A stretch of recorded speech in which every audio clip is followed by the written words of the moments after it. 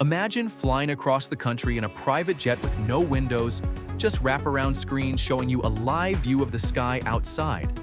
That's the idea behind the Otto Aerospace Phantom 3500, one of the most unconventional business jets currently in development. Instead of traditional windows, the Phantom 3500's cabin is lined with high-resolution digital displays, streaming a live camera feed of the outside world. The thinking behind it is simple. Cutting window openings into a fuselage adds weight and disrupts airflow, so removing them entirely makes the aircraft lighter and more aerodynamic. It's a bold trade, swapping the classic oval window for a screen, in exchange for real gains in efficiency.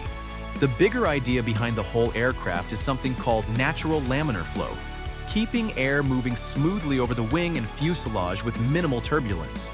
Otto Aerospace is aiming for 85 to 90% laminar flow coverage, paired with a continuously shaped fuselage.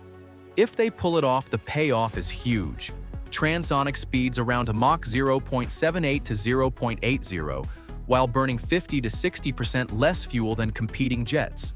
Technology that could reshape how efficient private aviation becomes.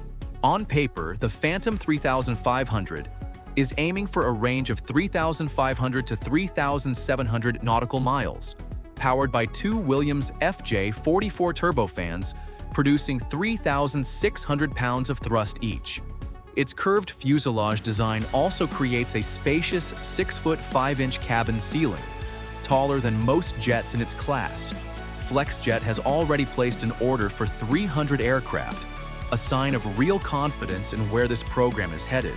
With a maiden flight targeted for 2027 and entry into service by 2030, windowless cabins, laminar airflow, and a fuel-efficient leap for private jets, the Phantom 3500 is a genuine bet on what the next generation of business aviation could look like.